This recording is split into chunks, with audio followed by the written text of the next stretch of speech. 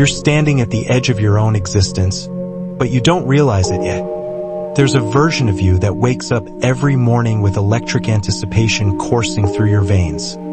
Someone who feels the weight of possibility in every breath, who trembles at the sheer magnitude of being conscious in this impossible universe. But that person isn't you. Not today. Maybe not ever. Instead, you've learned to numb yourself. You've become a master at it, actually. The alarm screams, and you silence it with practiced efficiency.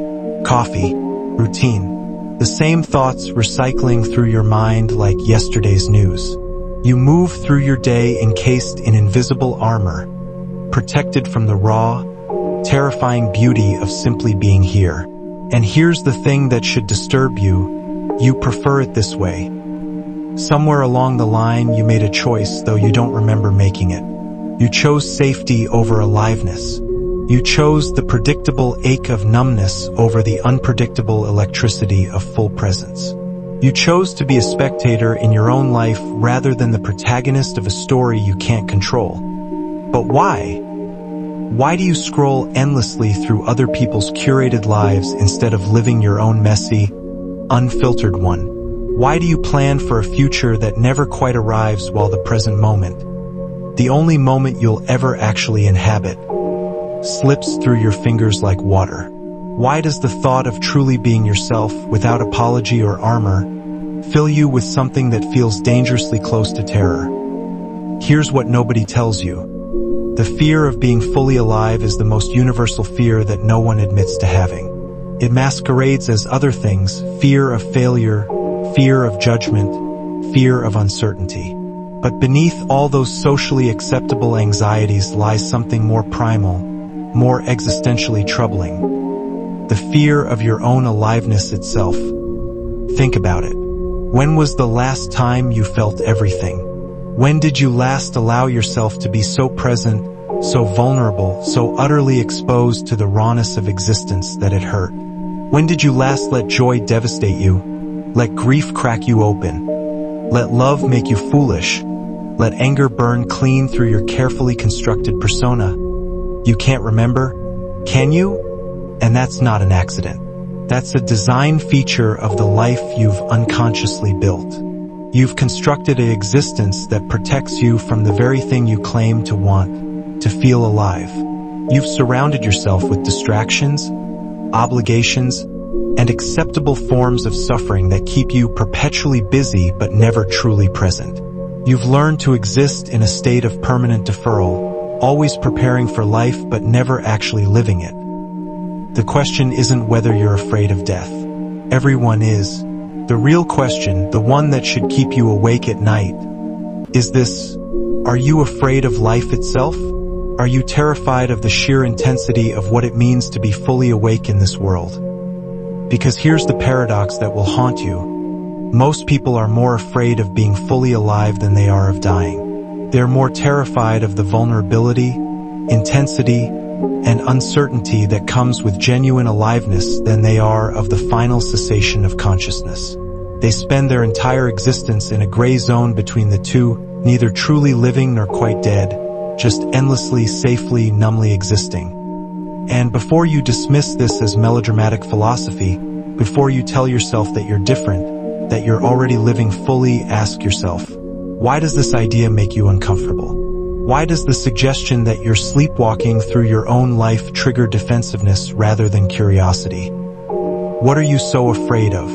The terror of aliveness didn't originate with you. It's been meticulously installed in your psyche since before you could speak, encoded into you through 1,000 small acts of conditioning that taught you the most dangerous lesson of all: that your authentic self is unacceptable. Carl Jung understood this with devastating clarity. He spoke of the shadow, that part of ourselves we've banished to the unconscious because it doesn't fit the image we've been taught to present to the world. But here's what most people miss. The shadow doesn't just contain our darkness. It contains our light too. Your full aliveness, your unbridled joy, your creative wildness, your capacity for ecstatic presence. All of it gets locked away alongside your rage and your grief because all of it is too much, too intense, too threatening to the social order that demands you be manageable. You were taught to fear your own vitality before you even understood what vitality was. Remember when you were a child, before the world beat the wildness out of you? You felt everything at maximum volume. A scraped knee was the end of the world. A butterfly was a miracle. A rainy day was either tragedy or adventure, never just weather. You moved through existence with your entire being engaged, laughing with your whole body, crying without shame, asking the questions that made adults uncomfortable. And then they taught you to stop. Not explicitly, of course. No one sat you down and said, "Child, we need you to become numb." Instead, they did it through 1,000 microcorrections. Calm down. Don't be so dramatic. You're too sensitive. Stop making a scene. Be realistic. Grow up. What they were really saying was, your aliveness makes us uncomfortable because it reminds us of the aliveness we've sacrificed. Dim yourself so we don't have to confront what we've lost. Friedrich Nietzsche saw this dynamic playing out on a civilizational scale. He warned about the last man, the person so domesticated, so safe, so protected from risk and intensity that they've become incapable of greatness, incapable even of genuine suffering. The last man seeks only comfort, only security, only the absence of pain. The last man has forgotten how to dance, how to create, how to want anything with dangerous intensity. Sound familiar? You've been trained into this psychological prison through what Sartre called bad faith. The lie we tell ourselves that we have no choice, that our diminished existence is inevitable rather than chosen. You convince yourself that this numbness is maturity, that this deadening is responsibility, that this half-life is just being an adult. But here's the psychological mechanism that really keeps you trapped. The anticipatory anxiety of aliveness itself. Your nervous system, shaped by years of conditioning, has learned to associate full presence with danger. When you start to feel too much, to want too much, to be too much, your body floods with the same stress hormones it would release if you were facing a predator. Why? Because being fully alive means being fully vulnerable. It means you can be fully hurt. It means you might fail spectacularly. It means people might reject the real you. It means you'll have to take responsibility for your choices rather than blaming circumstances. It means you can't hide behind the excuse that you never really tried. Arthur Schopenhauer understood that we suffer twice. Once from our pain and once from our fear of pain. But he didn't go far enough. We also suffer from our fear of joy, our fear of love, our fear of our own power. We've learned to preemptively numb ourselves to avoid the vulnerability that comes with caring deeply about anything. This is the existential anesthesia that Viktor Frankl witnessed in the concentration camps. People who survived physically but died internally because they surrendered their aliveness to preserve themselves from unbearable pain. But here's what should terrify you. You don't need a concentration camp to make this choice. You're making it right now in the apparent safety of your ordinary life. The hidden problem is this. Somewhere deep in your psyche, you've internalized the belief that your full self is too much. Too loud, too quiet, too ambitious, too lazy, too emotional, too cold, too something. And rather than risk the rejection that might come from showing the world who you actually are, you've chosen to become a carefully edited version of yourself. Acceptable, manageable, safe. You've confused survival with living. You've mistaken the absence of catastrophe for the presence of meaning. You've settled for protection from pain rather than permission for joy. And the cruelest part? You've become so skilled at this self-betrayal that you don't even recognize it as betrayal anymore. It just feels like life. The cost of this fear doesn't announce itself with sirens and catastrophe. It accumulates quietly, like interest on a debt you didn't know you were accruing. Every day you choose numbness over aliveness, you're not just losing that day, you're rewiring your brain to forget what aliveness even feels like. Neuroscience has a term for this, neuroplasticity. Your brain physically restructures itself based on what you repeatedly do and think. Every time you suppress an authentic emotion, every time you silence an inconvenient truth, every time you choose the safe response over the real one, you're strengthening neural pathways that make numbness your default state. You're literally building a brain that's optimized for non-living. And here's where it gets darker. Your brain starts to interpret aliveness itself as a threat. When someone who's been numb for years suddenly experiences a moment of genuine presence, maybe during travel or falling in love or confronting mortality, their nervous system often panics. The cognitive dissonance is so severe that they rush back to their anesthesia, convincing themselves that the intensity was dangerous, irresponsible, or unsustainable. They mistake the unfamiliarity of aliveness for pathology. You've probably seen this in yourself. That moment when something cracked open inside you, when you felt awake for the first time in months or years, when possibility seemed real again, and then the anxiety came flooding in. The voice that said, "This is too good to be true. This won't last. Don't get your hopes up. Be realistic." That voice isn't protecting you. It's your prison guard, terrified you might escape. The psychological term for this is upper limiting. The unconscious sabotage we engage in when things get too good, when we feel too happy, when success becomes too real. Gay Hendricks identified this pattern. We have a thermostat for how much aliveness, success, and joy we believe we're allowed to experience. When we exceed that limit, we unconsciously create problems to bring ourselves back down to our familiar level of tolerability. But the consequences extend far beyond your internal experience. Your fear of being fully alive doesn't just diminish you, it diminishes everyone around you. Think about your relationships. How many of them are built on your authentic self versus the carefully curated version you've decided is acceptable? How often do you say what you mean, ask for what you want, express what you feel? How many connections in your life would survive if you stopped performing and started being?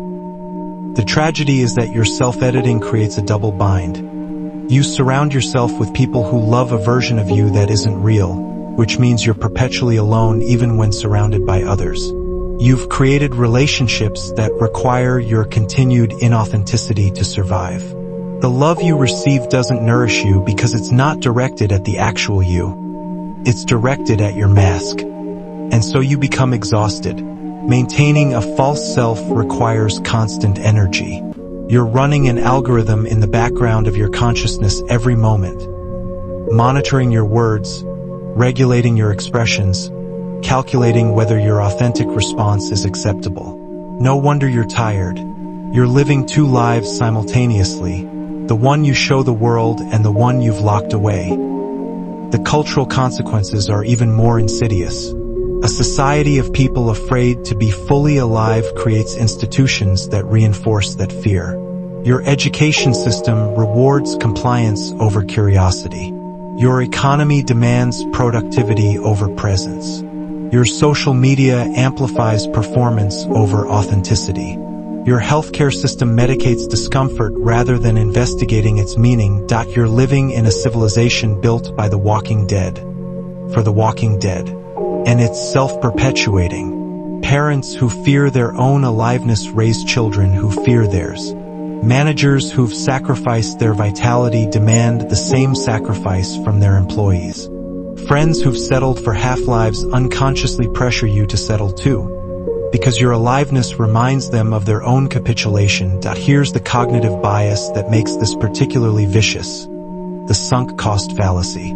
The more years you've invested in your numbness, the harder it becomes to admit that you've been living wrong. Acknowledging that you've been half asleep for decades means confronting the devastating question: what could my life have been if I'd been awake? That question is so painful that most people choose to double down on their numbness rather than face it. They become defenders of the very prison that's destroying them. They mock people who pursue aliveness as naive, irresponsible, or privileged. They construct elaborate philosophical justifications for why their deadness is actually wisdom, why their fear is actually prudence, why their surrender is actually maturity. But beneath all those justifications, there's a truth they can't quite silence. They're dying while still breathing. The years are passing. The opportunities are vanishing. The people they love are aging. The dreams they deferred are becoming impossible. And still, they choose safety over aliveness, choose the familiar ache over the unfamiliar ecstasy. The clock is ticking, and every moment you spend protecting yourself from your own life is a moment you'll never get back. The question is no longer whether you're afraid of being fully alive. The question is, what is that fear costing you? And how much longer can you afford to pay it? The escape begins with a single, terrifying act. Telling the truth. Not the polite truth. Not the socially acceptable truth.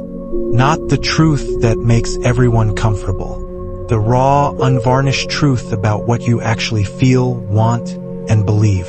This is where the rebellion against your own numbness starts, in the simple, radical act of refusing to lie anymore. But here's what makes this so difficult. You've been lying for so long that you've forgotten what the truth even sounds like. You've become fluent in a language of deflection, minimization, and performance. When someone asks how you are, you say fine automatically even when you're crumbling. When someone asks what you want, you defer to their preferences because you've lost touch with your own. You've become a stranger to yourself. So the first act of rebellion is archaeological. You have to excavate your authentic desires from beneath the layers of conditioning. This requires what the Stoics called prosoke, ruthless attention to your own inner life. You have to become a detective investigating your own existence, asking the uncomfortable questions. What do I actually want? Not what I should want, not what would make sense to want, but what pulls at me with irrational intensity. What makes me come alive, even if it's inconvenient or embarrassing. Nietzsche had a practice for this. He asked, what have you truly loved up to now? What has drawn your soul aloft? What has mastered it and at the same time blessed it? This isn't a question about achievements or goals. It's about aliveness itself, those moments when you felt most urgently present, most undeniably yourself, even if the moment was painful. The people who've broken free from the prison of half-living all share this quality. They've learned to use their discomfort as a compass. When something makes them anxious in a particular way, not the anxiety of genuine danger, but the anxiety of ego threat, of social risk, of potential embarrassment, they move toward it rather than away from it. They've realized that their fear of being too much is actually a map to their imprisoned aliveness. Consider the artist who finally quits the corporate job everyone told them to be grateful for. The person who ends the relationship that looks perfect on paper but feels like slow suffocation. The professional who admits they've been playing a role for so long they've forgotten who's underneath the performance. These aren't acts of irresponsibility, they're acts of loyalty to something more fundamental than comfort. The loyalty to one's own existence. But here's the counterintuitive insight that most people miss. Reclaiming your aliveness doesn't require burning your life down. It requires bringing consciousness to how you're already living. It requires catching yourself in the act of self-betrayal and choosing differently in that moment. This is what meditation teachers have understood for millennia. The practice isn't about achieving some transcendent state. It's about witnessing the endless ways you abandon yourself throughout the day. How you silence your authentic reaction. How you perform enthusiasm you don't feel. How you agree when you disagree. How you scroll when you could create. How you defer when you could choose. The Japanese have a concept called ikigai, your reason for being, the thing that makes you want to get up in the morning. But Western culture has bastardized this into another productivity framework, another way to optimize your output. Real ikigai isn't about what you can produce. It's about what makes you feel most alive. Even if it produces nothing at all. Here's the practice that changes everything. For 1 week, notice every single time you edit yourself. Every time you're about to say something and choose to say something else. Every time you want to do something and do the safe thing instead. Don't try to change it yet. Just notice it. Count how many times per day you betray your authentic impulse in favor of the acceptable one. Most people are shocked by the number. Dozens of times. Hundreds, maybe. Each one is a small death, a little surrender of aliveness. And here's what happens when you start noticing. You begin to see the pattern of your own imprisonment. You realize you're not trapped by circumstances. You're trapped by the accumulated weight of thousands of tiny choices to prioritize safety over truth. The second practice is even more radical. Do one thing per day that requires you to be fully present. Not productive, not improving, not achieving, just fully alive. It might be eating a meal without your phone, giving someone your complete attention, or allowing yourself to feel an emotion without immediately trying to fix or escape it. The point isn't what you do. The point is practicing the capacity for full presence, which is the same thing as practicing aliveness itself. And here's where it gets interesting. When you start choosing aliveness over safety, your life doesn't fall apart the way you feared. Something else happens. The people who only loved your mask drift away, and the ones who can meet your authenticity move closer. The obligations that required your numbness become intolerable, creating pressure to change them. The opportunities that match your actual aliveness start appearing, as if the universe rewards coherence between who you are and how you live. This isn't magical thinking. It's psychological reality. When you stop fracturing your energy between who you are and who you're pretending to be, you have more energy available. When you stop pursuing what you should want, you have more clarity about what you actually want. When you stop being acceptable, you become interesting to yourself and others. The rebellion against numbness isn't a single dramatic act. It's 1,000 small choices to tell the truth, to honor your aliveness, to refuse the comfortable lie. It's choosing to feel everything rather than nothing. It's risking rejection rather than guaranteeing irrelevance. It's deciding that you'd rather live 1 year fully awake than 50 years half asleep.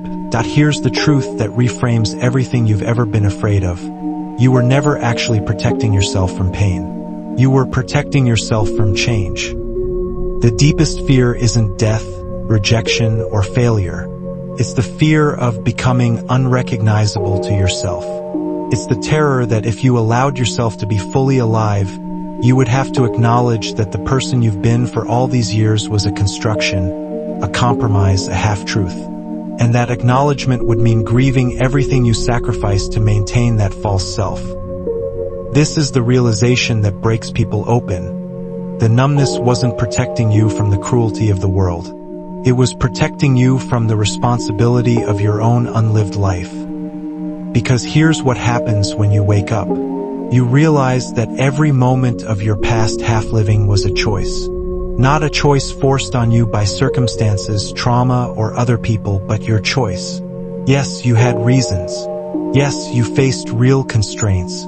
Yes, the conditioning was powerful. But at some level, in some way, you chose safety over aliveness again and again and again. And that's not a condemnation. It's a liberation. If your numbness was inflicted on you, you'd be a victim with no agency. But if your numbness was chosen, even unconsciously, then it can be unchosen. The same capacity you used to build your prison is the capacity you can use to dismantle it. You are not broken. You are not damaged beyond repair. You are simply afraid, and fear is something you can work with. The philosopher Kierkegaard understood this with piercing clarity. He wrote about the sickness unto death, not physical death, but the despair of choosing not to be yourself. He argued that most people live in quiet desperation, knowing they're not living their actual lives but lacking the courage to do anything about it. They know they're choosing the imitation over the authentic, and that knowing that consciousness of their own self-betrayal is the real source of their suffering. But here's the paradox that will save you. The moment you fully accept that you've been choosing numbness is the same moment you gain the power to choose differently. Not tomorrow. Not when circumstances are better. Not when you're more prepared. Right now, in this moment, you can choose aliveness over safety. And what is aliveness, really? It's not some mystical state of perpetual ecstasy. It's simpler and more devastating than that. Aliveness is the willingness to be here, fully here, for whatever is actually happening. To feel your grief without numbing it. To experience your joy without qualifying it. To want what you want without apologizing for it. To be afraid and do it anyway. To fail visibly rather than succeed invisibly. To risk heartbreak rather than guarantee emptiness. The people who've mastered this, the artists, mystics, and lovers who seem to move through life with a different intensity, they haven't figured out how to avoid pain. They've figured out how to be present for all of it. They've realized that a life trying to avoid suffering is itself the greatest suffering. They've understood that the only way out is through, and that through requires being awake for the journey. This is what Viktor Frankl discovered in the camps. That meaning comes not from avoiding suffering but from choosing how you meet it. The prisoners who survived weren't necessarily the strongest or luckiest. They were the ones who found something worth being alive for, even in hell. They refused to let their circumstances steal their aliveness, their agency, their essential humanity. You don't live in a concentration camp. Your suffering is smaller, more subtle, more self-imposed, which means your capacity to choose differently is even greater. You are not fighting for physical survival, you're fighting for existential survival, for the survival of your authentic self against the forces of conformity, comfort, and fear. And here's the final revelation, the one that makes all your previous struggles suddenly make sense. You've been asking the wrong question. You've been asking, how can I be happy? Or, how can I be successful? Or, how can I avoid pain? But those questions all assume that life is a problem to be solved, a puzzle with a correct answer. Life isn't a problem. It's a mystery to be lived. And the moment you stop trying to solve it and start trying to be alive in it, everything shifts. The pressure to get it right disappears because there is no right. There's only real or false, awake or asleep, alive or numb. Your life is not a dress rehearsal. This isn't practice for some future moment when you'll finally allow yourself to be fully present. This is it.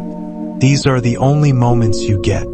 This body, this consciousness, this unrepeatable configuration of atoms that temporarily believes it's you. This is your one chance to experience what it means to be alive in a universe that's mostly dead matter. And you've been spending it afraid. Afraid of your own intensity. Afraid of your own power. Afraid of your own life. But you don't have to anymore. Starting now, in this moment, you can choose to feel everything. You can choose to want boldly. You can choose to fail magnificently. You can choose to love recklessly. You can choose to create something that might be terrible. You can choose to tell the truth that might cost you everything. You can choose to be gloriously, messily, undeniably alive. The fear won't go away. That's not the point. The point is deciding that your aliveness matters more than your fear. That the possibility of living one real moment is worth more than a lifetime of safe ones. That you'd rather be terrified and awake than comfortable and asleep. Because in the end, when you're taking your last breath, you won't regret the risks you took. You'll regret the ones you didn't. You'll regret the love you didn't express, the truth you didn't speak, the life you didn't live because you were too busy protecting yourself from it. So stop protecting yourself. Stop playing it safe. Stop waiting for permission to be who you actually are. Be alive. Fully, terrifyingly, beautifully alive, while you still can. The world doesn't need another person going through the motions. It needs you, the real you, in all your flawed, frightened, magnificent aliveness. And you need you too.